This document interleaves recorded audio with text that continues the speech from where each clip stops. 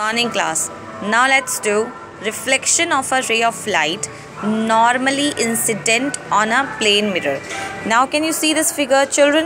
4.7. In this light AO, can you see light AO is normally means perpendicular incident on a plane mirror. This M1 is a plane mirror and it is incidenting on this at point O. Since angle of incidence is measured with the normal to the mirror and not to the surface, so in this case, children, what will be the angle of incidence?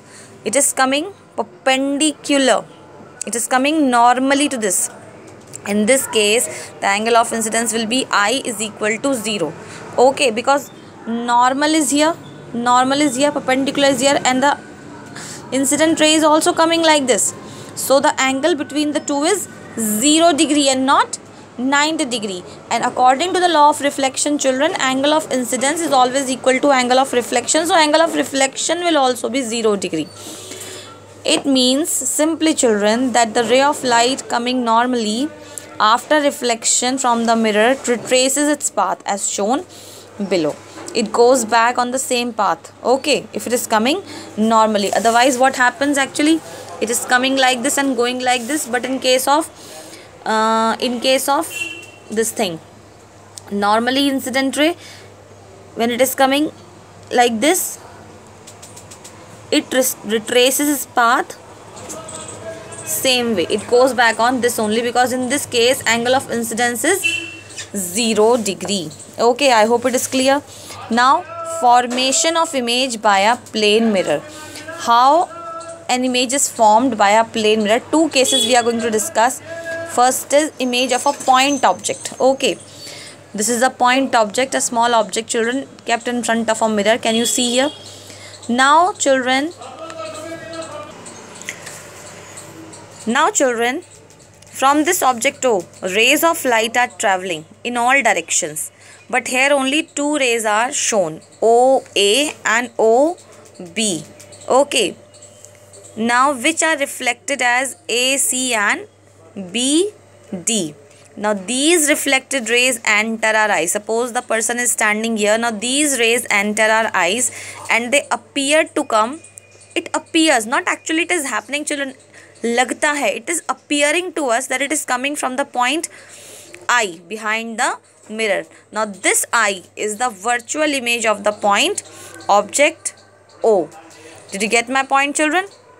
Now let me explain you here on the different page. For example, this is your plane mirror and this is an object O kept over here. Now many rays are going out of it, but we are taking only two. For example, this ray gone, reflected back. Similarly, this ray gone and reflected back. But the person who is standing here, for him, when we join these two lines here, they appear us that the image is here. They appear. It is not actually happening for the person who is standing and seeing from this side. For him, it will appear that the image is here, just behind the mirror. Okay. Now similarly for a big object, but of finite size. Okay. Here also many rays are going out, but we are taking only 2, 3. Like this has gone and like this has gone, according to law of reflection.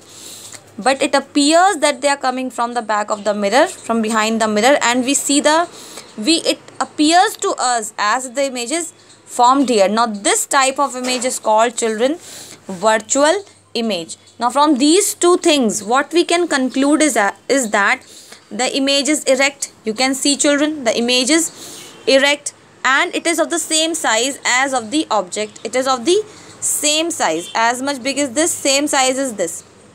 And lastly, the image is as far behind the mirror as the object is in front of it. Suppose it is 5 cm away from the mirror, the image is also 5 cm away from the mirror, behind the mirror.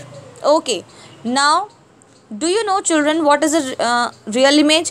A real image is formed when rays after reflection actually intersect. If these rays after reflection actually intersect with each other, that kind of image is your real image. Now this image can be obtained on a screen and is always inverted. Now this image is inverted, while the virtual images which we studied just now, they were erect. Okay, a plane mirror does not form a real image. Now we have studied the two cases, they were about the plane mirrors. Now they don't form the real image. So there are two types of images, children, real image and virtual image. In class 6, guys, you have learned that in a pinhole camera the image is obtained on the screen. The image formed in a pinhole camera is a real image. When you look at a plane mirror, you remember, children, we have done this topic in class 6. You see your image in the mirror. The light rays from every point of your body fall on the mirror and get reflected from the mirror, obeying the laws of reflection. From every point of your body, light goes on to the mirror, falls on the mirror, and it gets reflected. That's why you are able to see your image.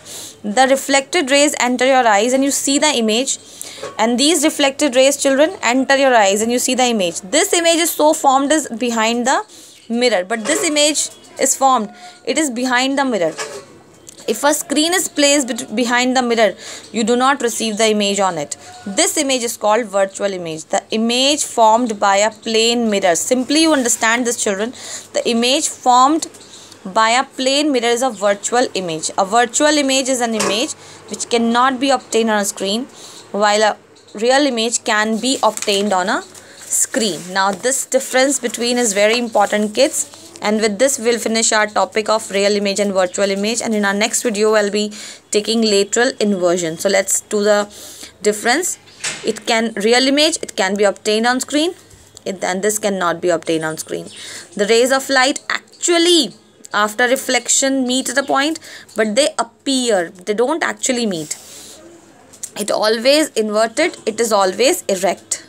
Inverted and erect. Now it is formed in front of the mirror and it is formed behind the mirror. Now these differences are very important. Please learn them, children. I hope all this is clear. Any problem you can ask me. Thank you. Have a nice day.